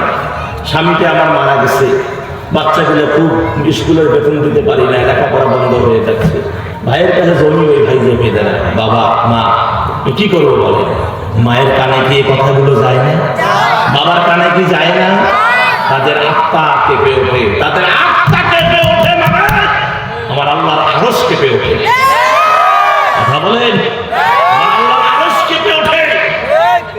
তোমার বোন, তুমি বোনকে ঠগায় তুমি সম্পদের পাহাড় করেছো, তোমার ভাইটা রিক্সা চালে খায়, তুমি কোটি কোটি টাকার মালিক হয়ে গেছো, তুমি তোমার ভাইয়ের খবর নিচ্ছ না, বোনের খবর নিচ্ছ না। আমি ওই সমস্ত তরুণদেরকে থু মারি, কথা বলে ঠিক কিনা? ওদেরকে আমি থু মারি, ওই সমস্ত বড় লোকদেরকে। কোরআনুল কারীমে স্পষ্ট আছে, হাদিসে স্পষ্ট আছে, হক হলো দুইটা। কয়টা হক? হলো দুইটা। একটা হলো হকুল্লাহ, একটা হলো হকুল ইবাদ। একটা হলো আল্লাহর হক, একটা হলো বান্দার হক। আপনি যদি আল্লাহর হক মেরে থাকেন, আল্লাহ মাফ করতেও পারে, শাস্তি দিতেও পারে, কিন্তু বান্দার হক যদি মেরে থাকেন, যতক্ষণ বান্দা মাফ করবে না, আমার আল্লাহ মাফ করবে না। কথা বলে। আর দ্বীপে গেলাম না, তাহলে মন খারাপ করবেন যারা শিক্ষিত সমাজ বুঝে নিয়েছেন। সম্মানিত মুসলমান ভাইয়েরা, আল্লাহ রাব্বুল আলামিন আরেকটা কথা বলে রাখি, ওই আপনাদের ইট আছে না, ইট দিয়ে বিল্ডিং করছেন, 3 তলা, 4 তলা, 5 তলা, 6 তলা, ওই প্রত্যেকটা ইটের হিসাব কিয়ামতের ময়দানে হবে। যে বালু আছে না, বালু দিয়ে সিমেন্ট দিয়ে যে আটা গুলিয়ে লাগান নাই, প্রত্যেকটা বালু কণার হিসাব কিয়ামতের ময়দানে দেওয়া হবে। প্রত্যেকটা সিমেন্টের হিসাব দিতে হবে, কয় টাকা মজুরি গেছে, ওই টাকা কোত্থেকে আপনি উপার্জন করেছেন, সেটার হিসাব কিয়ামতের ময়দানে আপনাকে দিতে হবে। যদি দলিল বলবি, দলিল দাও, এত বড় কথা বলবি, বলবে আমাদের গ্রামে এসে দলিল দাও। হ্যাঁ দলিল দাও। সূরা জিলজালা শেষের যে 2 আয়াত, 7 এবং 8 নম্বর আয়াত, আমার আল্লাহ পাক বললেন, ফামান ইয়া'মাল মিসকালা যাররাতিন খায়রান ইয়ারা ওয়া মান ইয়া'মাল মিসকালা যাররাতিন শাররান ইয়ারা। যারা পরিমাণ, অনুপরিমাণ, ভালো হোক আর মন্দ হোক, আল্লাহ হিসাব ছাড়বেন না। পুঙ্খানুপুঙ্খ হিসাব কিয়ামতের ময়দানে দিতে হবে। কথা বলেন না কেন? হ্যাঁ দিতে হবে না, দিতে হবে না, দিতে হবে, ছাড় নাই। তারপর আরেকটা খবর শুনেন, সূরা আনআম আয়াত নাম্বার 75। আমি এই হাদিসের দ্বারা আছে এখানে, সূরা আনআম আয়াত কত? 75 নম্বর আয়াতের মধ্যে আল্লাহ পাক বলছেন, কি সুন্দর কথা, দুনিয়ার জমিনের যে বিচার ব্যবস্থা, দুনিয়ার জমিনের যে বিচার ব্যবস্থা, এই জজেরা আছে না, অধিকাংশ জজ ওই সময় সিটার, বাটপার, চোর, ডাকাত ছিল। কথা বল ঠিক কিনা? এই যে উকিলেরা আছে না, অধিকাংশই ছিল সুদখোর, ঘুষখোর, জেনা করবে বিচার। কথা বল ঠিক কিনা? আমার সম্মানিত ভাইরা, এত টাকা, এত বাড়ি, হিসাব দিতে হবে না? হ্যাঁ, কিয়ামতের ময়দানে। সূরা আনআম, যারা জজ এখানে আছেন, উকিল যারা আছেন, ম্যাজিস্ট্রেট যারা আছেন, সরকারি কর্মকর্তা যারা এখানে আছেন, একদম কান ভালো করে খুলে, একের কাছে কান বাহির করে আমার আলোচনা শোনেন। সূরা আনআম 75 নম্বর আয়াত, আল্লাহ পাক বলে দিলেন, ইনিল হুকমু ইল্লা লিল্লাহি ইয়াকুসুল হাক্কা ওয়া হুয়া খায়রুল ফাসিলিন। আল্লাহ বললেন প্রভুত্ব সার্বভৌমত্ব কেবলমাত্র শুধুমাত্র একমাত্র আল্লাহর জন্য। তিনি সত্য বর্ণনা করেন, ইয়াকুসুল হাক্কা, তিনি সত্য বর্ণনা করেন, ওয়া হুয়া খায়রুল ফাসিলিন, আর তিনি হলেন উত্তম ফয়সালাকারী। যদি তিনি উত্তম ফয়সালাকারী হয় তাহলে কি এগুলোর হিসাব হবে না? খালি মইরা দেখেন হয় কি হয় না। এখন আসেন, তাহলে আমরা হলাম, আল্লাহ হলো ধনী, আমরা কি সে কথা কোরআন বলতেছে। আমার ভাইয়েরা কোরআন বলতেছে আমরা কি ওয়া আনতুমুল ফুকারা। কোরআন বলছেন, আল্লাহ জানা দিলেন তোমরা গুষ্টি সুদ্দায় ফকিরের জাত। তোমরা কি গুষ্টি সুদ্দায় ফকিরের জাত। আমি আল্লাহ ধনী জ্ঞানী, তোমরা হলো ফকির। সুবহানাল্লাহ। তাহলে কুল হুয়াল্লাহু আহাদ আল্লাহুস সামাদ, বাস। লাম ইয়ালিদ ওয়া লাম ইউলাদ। আমার আল্লাহ পাক বললেন যে আমার কোনো সন্তান নাই, না আমি কারো সন্তান না, আমার কেউ সন্তান, কেউ আমাদের জন্ম দেয় নাই, আমি কারো কাছ থেকে জন্ম নেই নাই। আল্লাহ ছেলে নাই, মেয়ে নাই, কিচ্ছু নাই। আল্লাহ হলেন এক। ওয়ালাম ইয়াকুল লাহু কুফুয়ান আহাদ। আল্লাহর সমকক্ষ পৃথিবীর জমিনে আর কেউ নাই। তাহলে এটা হলো আল্লাহ। মানে এই আয়াতে প্রথম যে অংশটা আছে, মান আমানা বিল্লাহ, যারা আল্লাহর প্রতি বিশ্বাস করে, ওয়াল ইয়াউমিল আখির, এবং আখিরাতের প্রতি যারা বিশ্বাস করে। এ দাদা, আখিরাত আছে না নাই? যারা কোন আছে না নাই? এই জীবন জীবন নয়, আর একটা জীবন আছে। এই জীবনের শুরু আছে আমার ভাইয়েরা, শেষ আছে। কথা বলেন ঠিক কিনা? আর একটা জীবন আছে যার শুরু আছে, শেষ নাই। সেই জীবনটা হলো আখিরাতের জীবন। ওই যে মা গো, তোমার পায়ে ধরি গো মা, একটু খেয়াল করো গো মা, রে তোমাদের হাতে পায়ে ধরে একটু খেয়াল করো। আমার বাবাজিরা, আমার যুবকেরা, একটু খেয়াল করো। আহারে কিয়ামতের ময়দানে মা পরিচয় দিবে না, বাবা পরিচয় দিবে না, ছেলে মেয়ে ভুলে যাবে, এত সাদের স্ত্রী ভুলে যাবে, যে স্ত্রী রাতটা রাত আপনার জন্য জাগ্রত ছিল, এত মায়া মহব্বত, একই ল্যাপের ভিতরে ঘুমালেন। কত যে স্মৃতি হৃদয়ের ভিতরে আছে স্বামী স্ত্রীর। কিয়ামতের ময়দানে আল্লাহ পাক বলবেন, এ আব্দুল কুদ্দুস রে, কুড়িগ্রামের আব্দুল কুদ্দুস, যা ওই যে তোর স্ত্রী এক কোনায়, কিয়ামতের ময়দানে এক কোনায় বসে আছি, যা তার কাছে একটা নেকি নিয়ে আয়। তখন গিয়ে বলবে, ও আমার প্রাণের বিবি রে, আমি বড় বিপদের মধ্যে পড়ে গেছি, একটা নেকির দরকার, তুমি কি দিবা? কে তুমি? কে তুমি?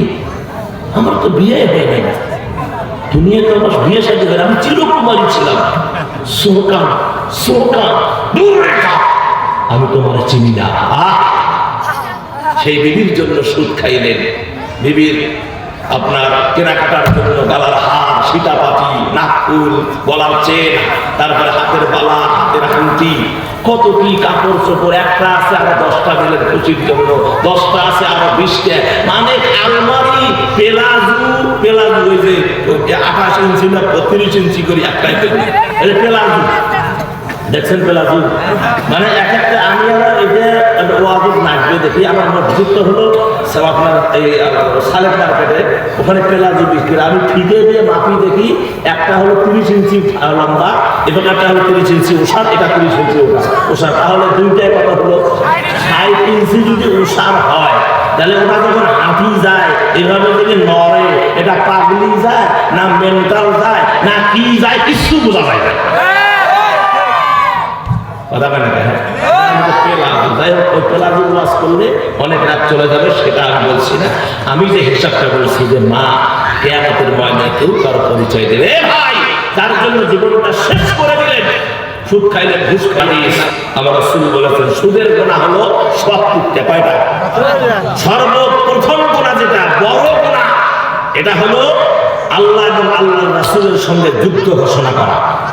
আর সবচাইতে ছোট গুনাহ হলো নিজের মায়ের সঙ্গে যদি 1 টাকা কেউ সুদ খায়, মায়ের সঙ্গে 70 বার জেনা করার গুনাহ তার আমল নামায় লেখা হয়।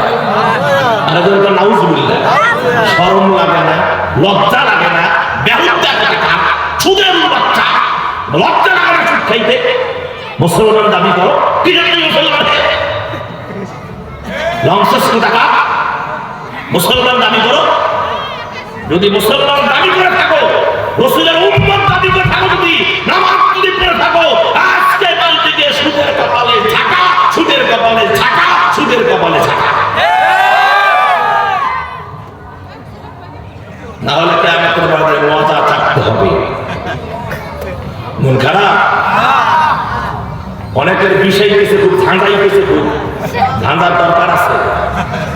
অত চোখ দিয়ে পানি সঞ্চার কি করার অত ওয়াজের দরকার নাই। এর ওয়াজ হবে ঝাঁঝানি ওয়াজ।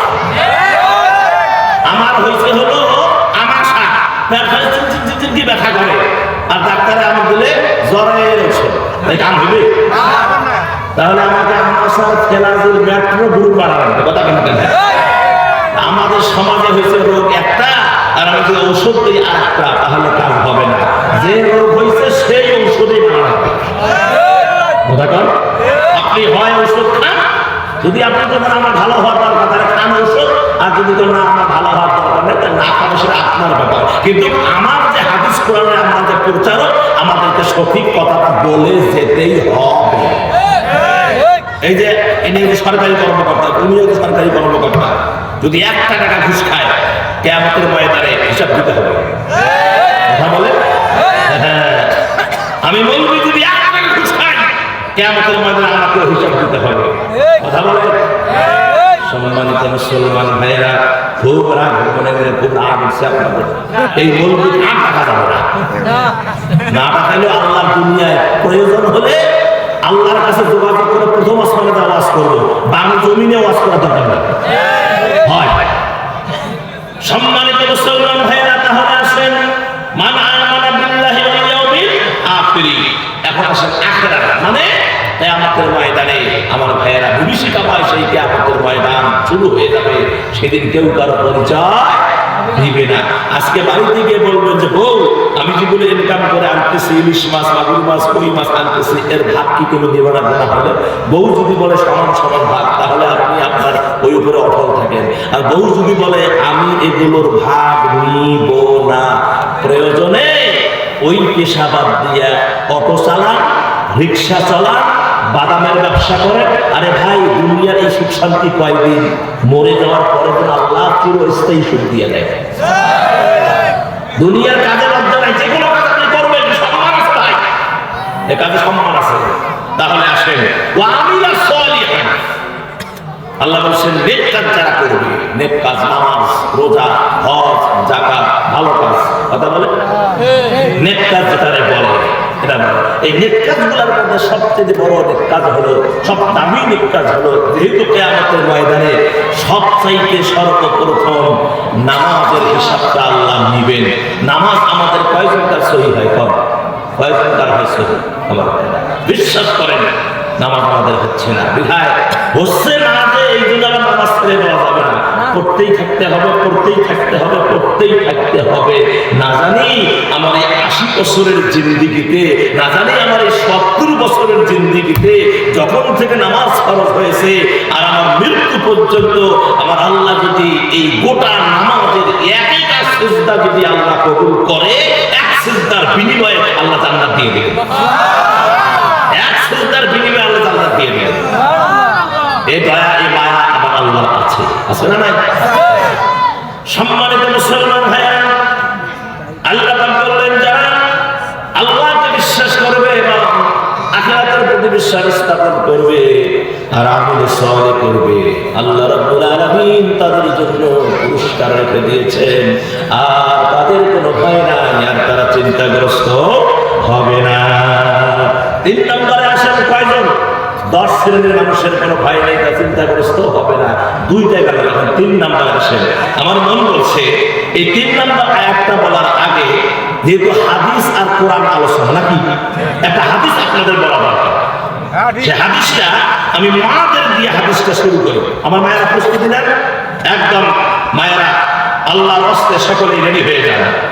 আমার সম্মানিত মায়েরা, প্রিয় নবী মুহাম্মদুর রাসূলুল্লাহ সাল্লাল্লাহু আলাইহি ওয়াসাল্লাম বলেছেন, 5 প্রকারের নারী যারা নামাজ পড়ে জাহান্নামে যাবে।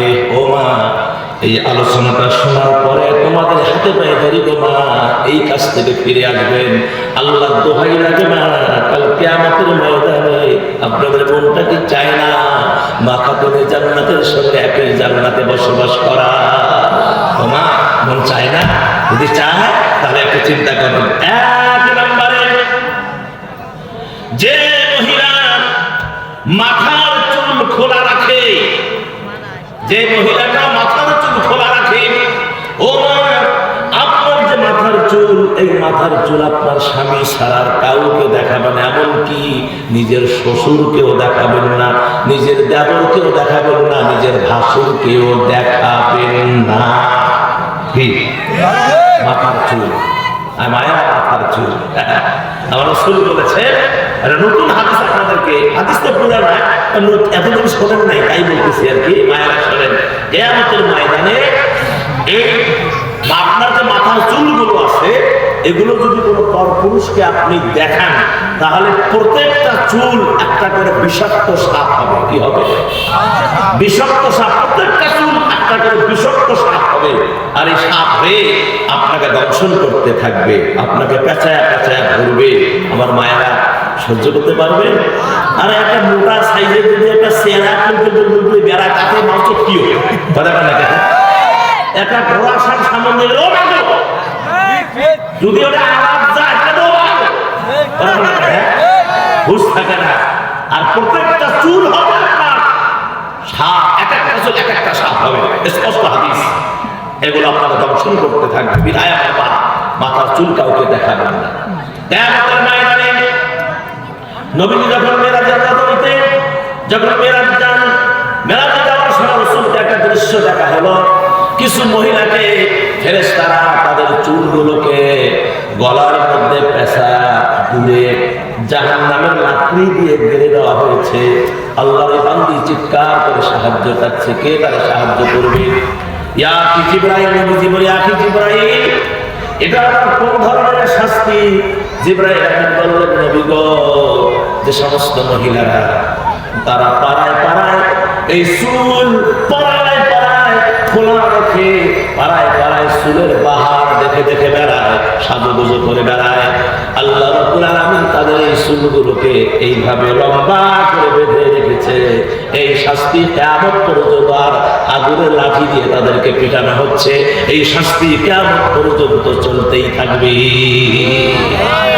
অনেক কথা না বিধায় যে সমস্ত মহিলা, 5 প্রকারের মহিলা যারা নামাজ পড়ে জাহান্নামে যাবে, তার মধ্যে 1 নম্বর যে মহিলা মাথার চুল খোলা রাখে। 2 নম্বরে যে মহিলা তার স্বামীকে মূল্যায়ন করে না। এটা তো একেবারে 100-এর মধ্যে 90 জন স্বামীকে মূল্যায়ন করে না। কুদ্দুস কি নাম?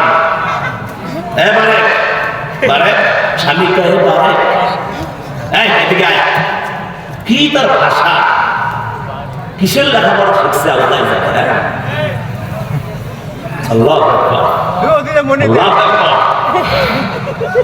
আমার রাসূল বলেছেন, যে মহিলা স্বামীকে মূল্যায়ন করে না, কিছু আবার স্বামী আছে, খালি মাদের দোষ দিলে হবে না, কিছু আবার স্বামী আছে স্ত্রীদের মূল্যায়ন করে না। কথা বলা ঠিক কিনা?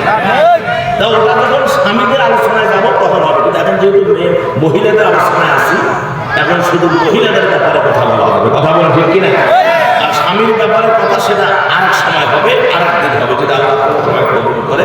এখন মায়েরা এখন মনে করতেছে, হুজুর আজকে শুধু আমাদেরই বিরুদ্ধে বসে না। মা, বিরুদ্ধে না, আপনি নামাজ পড়িয়ে রোজা করিয়ে হজ করে যদি কবুলে না হয়, লাভটা কি হলো? যে 5টা কাজ করলে কবুল হবে না, ওটা বাদ দেন, সেই কথা বলতেছে, আপনাদের বাঁচার জন্য বলতেছে। স্বামীকে মূল্যায়ন না করলে আপনার নামাজ কবুল হবে না, আপনাকে জাহান্নামে যেতে হবে। কেননা রাসূলের আরেকটা হাদিস শুনুন। আমার নবী বলেন, যে মহিলা স্বামীর সন্তুষ্ট নিয়ে যার মরতে পেরেছে, ওই মহিলাটা আল্লাহর জান্নাত তার জন্য ওয়াজিব হয়ে গেছে। আর স্বামীর অসন্তুষ্টি নিয়ে যে মহিলা মরছে, ওই মহিলা যতই পর্দানিশীলী হোক না কেন, ওই মহিলা যতই নামাজি হোক না কেন, ওই মহিলা কিয়ামতের ময়দানে আমার আল্লাহ তারে জাহান্নামের ফয়সালা দিয়ে দিবে। আমার ভাইয়েরা, এই জন্য বলছি যে 2 নম্বরে যে মহিলা তার স্বামীকে মূল্যায়ন করবে। 3 নম্বরে যে মহিলা স্বামীর সাথে মিথ্যা কথা বলে। স্বামীকে স্বামীর সাথে কি বলে? মিথ্যা কথা বলে। স্বামীর সাথে কি বলে? মিথ্যা কথা। টাকা মনে করো বেচারা, টাকা কোটের ঠান্ডা দিন না, কোটো তো মেলা পাবে, টাকাটা ধুয়ে খালি উজু করবে গেছে, উজু করি 80 থেকে 2000 টাকা নেই। বাড়ির তাই কেউ নেই, খাওয়া নাই, খাওয়ারে কেউ নেই, বাড়ির মধ্যে কোনো লোক আসবে না। বউকে বলেছে টাকা আল্লাহ কিনে এসে কোরআন শরীফের কিনে আমি টাকা দেখিও নেই, অথচ টাকা নিয়ে বসে। এই যে বিষয় কথা, আরো কত ধরনের বিষয় কথা আছে, এটা করা যাবে না। মিথ্যা কথা বলা যাবে না। তার কারণ মুনাফিকের যে 3টা চিহ্ন আছে, এই 3টা চিহ্নের একটা চিহ্ন হলো কথা বললে যারা মিথ্যা বলে এরা হচ্ছে মুনাফিক। কি মুনাফিক? কোন বাসিয়ে টাসিয়ে না, টাটকা মুনাফিক, একেবারে টাটকা। আমার ভাইয়েরা, 4 নম্বরে যে মহিলা তার স্বামী রোজগারে অসন্তুষ্ট, স্বামী রোজগারে কি অসন্তুষ্ট, কি করো কি অমুকের বাড়ি দেখো, ওই আব্দুল কুদ্দুসের বা কি তার কাম ছান, কি আলমারি, কি সুকেশ, কি টিভি, এলইডি, যেখানে আসলো বক্সের মতো ঘরে ফেলে গেছে দিয়ে এলইডি আনছে, কি গান, কি তার ছবি, সকাল সকাল করছে, তুমি কি করো, কিসের কাম করো? স্বামীর সাথে এই যে করবো রোজগারে অসন্তুষ্ট। আমার মা যে স্বামীর রোজগারে অসন্তুষ্ট, ওই মা নামাজ পড়ে জাহান্নামে যেতে হবে। 5 নম্বরে যে মহিলা স্বামীকে কথায় কথায় সন্দেহ করে, স্বামীকে কথায় কথায় যে মহিলা সন্দেহ করে, ওই মহিলা নামাজ পড়ার পরেও জাহান্নামে যাবে। আমার মায়েরা, ব্যাখ্যা দেওয়ার সুযোগ নাই, চলে আসুন পরবর্তী তাফসীরে আবার ঢুকে যাই। আমার আল্লাহ রাব্বুল আলামিন কোরআনুল কারীমের সুন্দর করে 3 নম্বর হিসাবটা জানা দিলেন। যারা আল্লাহর কাছে যারা পুরোপুরি আত্মসমর্পণ করে, 3 নম্বর কি মানে তাফসীরের বিষয়টা হলো 10 শ্রেণীর মানুষের কোনো ভয় নেই, তা চিন্তাগ্রস্ত হবে না। 2টা গেছে, 3 নম্বরে আসে। এর ফাঁকে একটা হাদিস বললাম, তাতে কি আপনাদের মন খারাপ? মন খারাপ হয়েছে কি?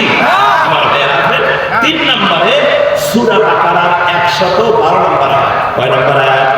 112 নম্বর আয়াত। আল্লাহ পাক বললেন, বালা মান আসলামা ওয়াজহাহু লিল্লাহি ওয়া হুয়া মুহসিনুন ফালাহু আজরুহু ইনদা রাব্বিহি ওয়া লা খাউফুন আলাইহিম ওয়া লা হুম ইয়াহজানুন।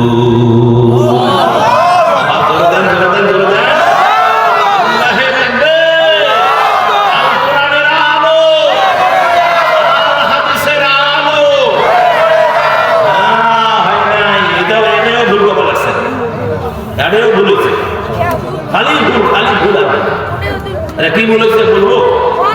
তাহলে আল কোরআনের আলো না হয় নাই, না হয় নাই, ওটাও হবে না।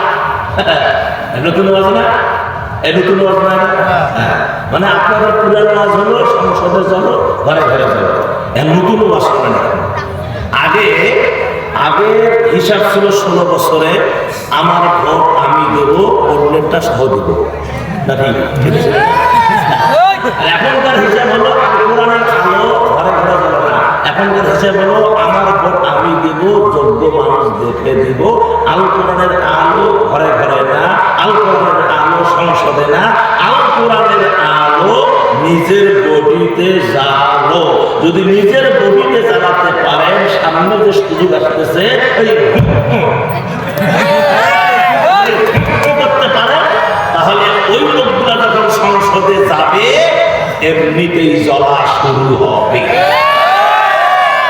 সংসদে জ্বলা মানে আমাদের বাড়িতেও জ্বলবে। সংসদে গিয়ে তারা যদি বলে, ও বাংলার মুসলমান, যারা মুসলমান আছো, আজ থেকে 5 ওয়াক্ত নামাজ যেহেতু আল্লাহ ফরজ করছে, 5 ওয়াক্ত নামাজ বাধ্যতামূলক। এইটা মন্ত্রী ঘোষণা দিল, আইন পাস হয়ে গেল যে নামাজ আযান হওয়ার সাথে মসজিদে যাবে না, পুরুষেরা নারীরা বাড়িতে, পুরুষেরা মসজিদে যাবে না, 5,000 টাকা জরিমানা, 6টা ব্যাটের লাঠি পাশা বরাবর, আর 3 বছর জেল। এই ঘোষণা যদি ঈশান নামাজের পরে দেয় সংসদ চলাকালীন, দেখবেন যে সকালবেলা হিন্দুও মসজিদ বলেছে, পরে কি হবে সেটা পরের ব্যাপার। আগে মসজিদ দৌড়েও যে ঘোষণা দিছে, না হলে 5,000 টাকা জরিমানা, 3 বছর জেল। কথা বলবেন, হ্যাঁ ভাইয়েরা বন্ধুগণ আসেন, তাহলে ওই ঠিক আছে, যেহেতু এটা সদত্ব খোলামেলা ধরা যাবে না। ঠিক আছে, আমরা তো কারো বিরুদ্ধে বলবো না, আগে বলছি পক্ষেও বলবো না। আমরা এসেছি কোরআন হাদিস থেকে বলবা, আর শুনতেও এসেছি কোরআন হাদিস থেকে। এতে যদি কারো থাকে সেটা তাদের ব্যাপার। কথা বলেন। সম্মানিত মুসলমান ভাইয়েরা, বালা মান আসলামা ওয়াজহাহু লিল্লাহি ওয়া হুয়া মুহসিনুন। এখানে একবার নুন সাকিনের পরে যদি আসে একবার করে করতে হয়, ওয়া হুয়া মুহসিনুন ফালা ফালাহু আজরুহু ইনদা রাব্বিহি ওয়ালা খাউফুন আলাইহিম ওয়ালা হুম ইয়াহজানুন। আমার আল্লাহ বলেন, যে কেহ আল্লাহর নিকট সম্পূর্ণভাবে আত্মসমর্পণ করে এবং সৎপরায়ণ হয়, তাদের ফল তাদের প্রতিপালকের কাছে, তাদের কোনো ভয় নেই, আর তারা চিন্তাগ্রস্ত হবে না। জোরে জোরে বলেন সুবহানাল্লাহ। তাদের কোনো ভয় নেই, আর কি তারা চিন্তাগ্রস্ত হবে না। কি বলেছে আল্লাহ? তাই কি করা লাগবে? সম্পূর্ণভাবে আত্মসমর্পণ করতে হবে। কার কাছে? আল্লাহর কাছে। কার কাছে? আল্লাহর কাছে। আপনার নামাজ, আপনার রোজা, ইন্নাস সালাতি ওয়া নুসুকি ওয়া মাহইয়ায়া ওয়া মামাতি লিল্লাহি রাব্বিল আলামিন। আপনার জীবন, আপনার মরণ, আপনার নামাজ, আপনার রোজা, আপনার সবকিছু, জীবনে যা আছে সবকিছু কার জন্য? মুসলমান মানে কি? মুসলমান মানে অর্থটাই হলো আত্মসমর্পণ করা। কথাটা ঠিক ঠিক। মানে আমি যদি কাউকে একটা ঘুষি মারি, কারো যে নাকটা ফাটায় দেই, সেটাও আল্লাহর খুশির জন্য হয়। কাউকে যদি দুটো টেনে নেই, সেটাও আল্লাহর খুশির জন্য হয়।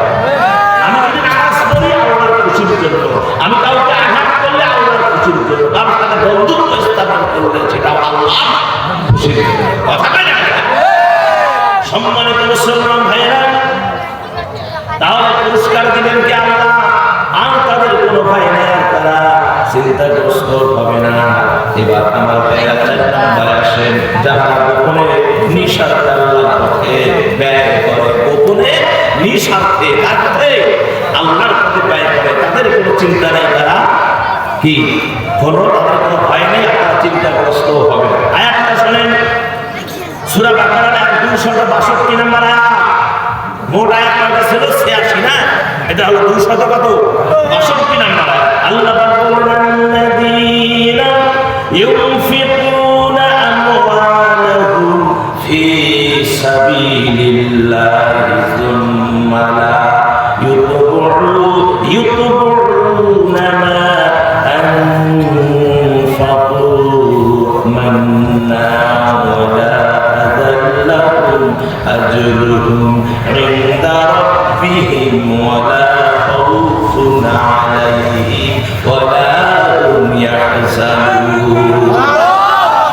আল্লাহ বলেন, যারা আল্লাহর পথে ধন সম্পদ ব্যয় করে অথবা যাহা ব্যয় করে তাহার কথা বলিয়া বেড়ায় না। ভালো কথা শোনেন, যাহা ব্যয় করে তাহার কথা বলিয়া বেড়ায় না। যেটা ব্যয় করলো, মসজিদ বানালো, আপনার মাদ্রাসা বানাইলো, একটা কালপাট বানায় দিল, একটা এতিম বাচ্চা লেখাপড়ার খরচ দিল, বা একটা কি বলে আপনার একটা বিধবা মেয়ের বিধবা বলতে কি একটা বিবাহ মেয়ের বিয়ে দিয়ে দিল, এরকম সমাজে ভালো কাজ আছে না? এগুলো দান করার পরে যারা বলিয়া বেড়ায় না, আমার আল্লাহ বললেন যে তাদের পুরস্কার তাদের প্রতিপালকের কাছে আছে, তাদের কোনো ভয় নেই, তারা চিন্তাগ্রস্ত হবে না। সুবহানাল্লাহ কোন জোরে কোন সুবহানাল্লাহ। আমার ভাইরা, এটা কয় নাম্বার? 4 নাম্বার। যেহেতু প্রত্যেক 2 নাম্বারে দুটা করে একটা হাদিস, কথা বলবো কিনা? এখন আমরা এই জায়গা থেকে বাহির হয়ে একটা হাদিস আপনাদেরকে শোনায় দেব। সেটা হলো কি, কিয়ামতের আগে 6টি লক্ষণ। এটা খুব জরুরি কথা। প্রিয় নবী মুহাম্মদ রাসূলুল্লাহ বলেন সাল্লাল্লাহু আলাইহি ওয়াসাল্লাম বলেছেন, কিয়ামতের আগে 6টা লক্ষণ হবে। এই 6টা লক্ষণের এক নাম্বার হলো কোরআন পড়া হবে শুধু গলায় সুর দেখানোর জন্য। এটা হলো কিয়ামতের পূর্বের লক্ষণ। 2 নম্বরে পর্দা উঠে যাবে, লজ্জা হারিয়ে যাবে। 2 নম্বরে কিয়ামতের আগে পর্দা উঠিয়ে যাবে, লজ্জা হারিয়ে যাবে। যার কারণে রাস্তাঘাটে, দোকানপাটে, শপিং মলে, সুপার মার্কেটে এমন কিছু মেয়েদেরকে দেখা যায়, যুবতীদের দেখা যায়, তারা কাপড় পরেও রত্ন থাকে ল্যাংটার মতো দেখা যায়। কাপড় পরার পরেও, কাপড় পরছে থেকে দেখা যায় কিসে ল্যাংটার মতো, কোনো কাপড় পরে নাই। নাউযুবিল্লাহ।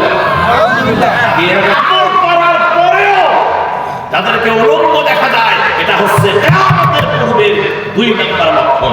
দেখুন 3 নম্বরে আমার ভাইয়েরা, জিনা হবে সাধারণ কাজ। জিনা কি হবে?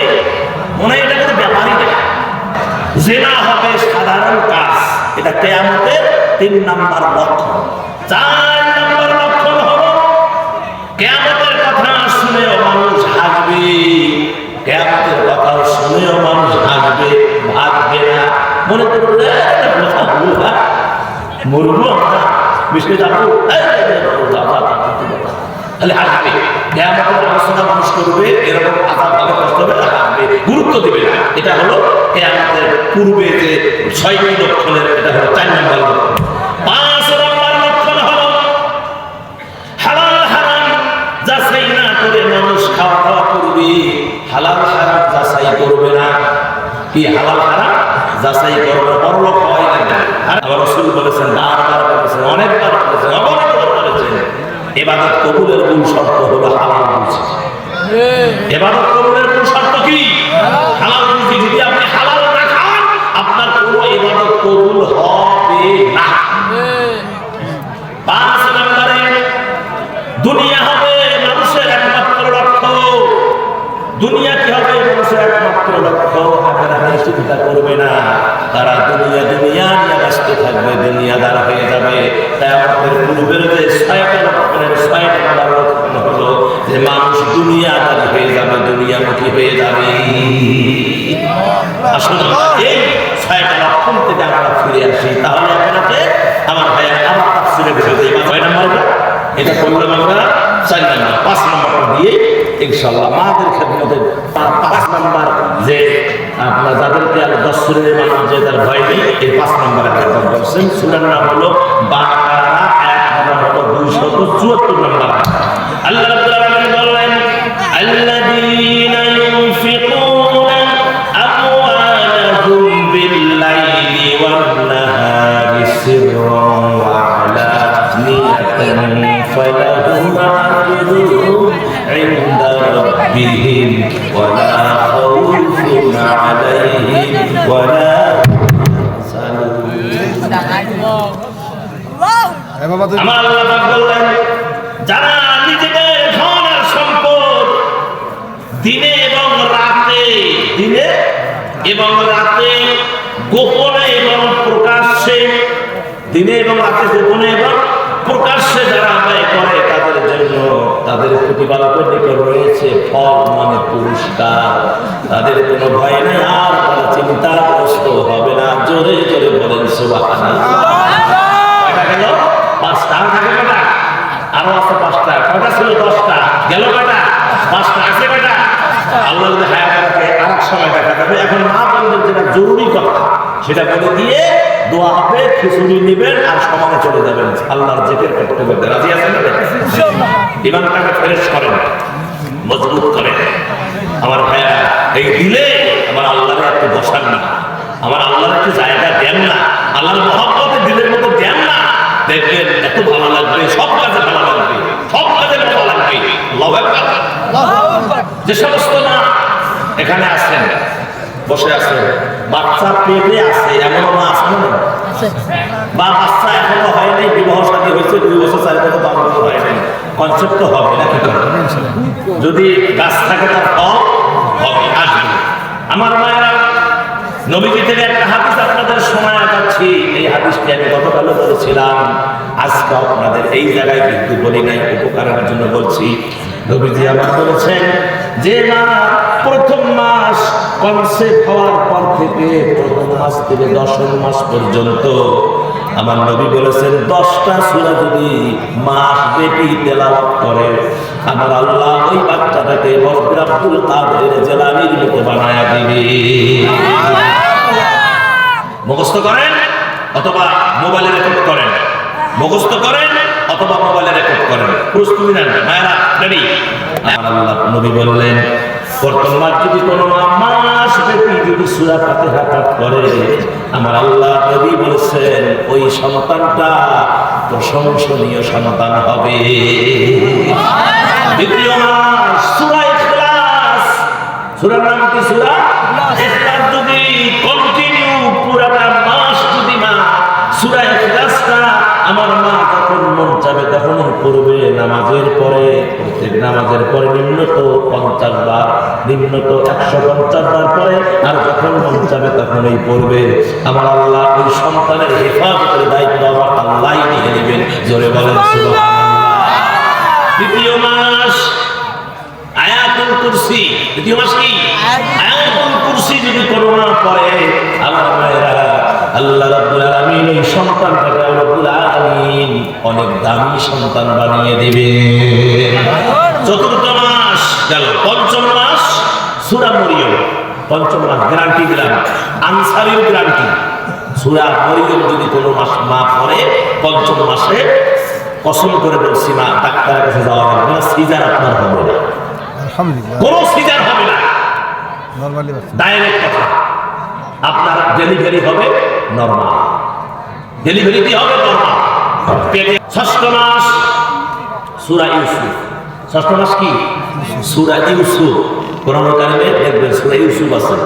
এই ইউসুফ যদি কোনো মা প্রত্যেক রাত প্রত্যেক দিন যদি এই ইউসুফ পড়ে, যখন মনে চায় তখনই পড়বে, আমার মা গো, আল্লাহ আপনার কলিজা টুকরা সন্তানটাকে পূর্ণিমার চাঁদের মতো চেহারা দিয়ে দেবে। কালা হবে না, ফর্সা হবে, সুন্দর চেহারা। আমার মায়েরা, সূরা মরিয়ম যদি সূরা ইউসুফ যদি পড়েন, চেহারা পূর্ণিমার চাঁদের মতো হবে। আর 6 নম্বর 7 নম্বরে আমার মায়েরা সূরা লোকমান যদি পড়েন পুরা মাস, সপ্তম মাস, তাহলে আপনার সন্তানের মেধা শক্তি বৃদ্ধি হবে গো। অষ্টম মাস যদি আপনি সূরা রহমান পড়েন, আল্লাহ এই সন্তানকে বরকতময় করবে। জোরে বলেন সুবহানাল্লাহ। নবম মাস সূরা ইনশিরাহ। সূরা নাম কি? ইনশিরাহ পড়বে, ওই সন্তানটা মানসিক প্রশান্তিময় হবে, পরে এত সুন্দর মেধা হবে, ওই সন্তানটা গ্রামের সবাই তাকে মহব্বত করবে, ভালোবাসবে, সকলের চোখের মনি হয়ে যাবে। আর 10ম মাস যে দোয়াটি ইব্রাহিম আলাইহিস সালাম করেছিলেন, কি দোয়া? রব্বি হাবলি মিনাস সালিহিন, রব্বি হাবলি মিনাস সালিহিন। বলেন বলেন, রব্বি হাবলি মিনাস সালিহিন। এটা যদি আমার মা পুরা মাস 10ম মাসের পরে, আমার আল্লাহ সুবহানাহু ওয়া তাআলা নেককার পরহেজগার সন্তান দুনিয়ার বুকে আল্লাহ বানায়া দিবেন। জয় কোন সুবহানাল্লাহ। এখন আসলে আমরা দরুদ শরীফ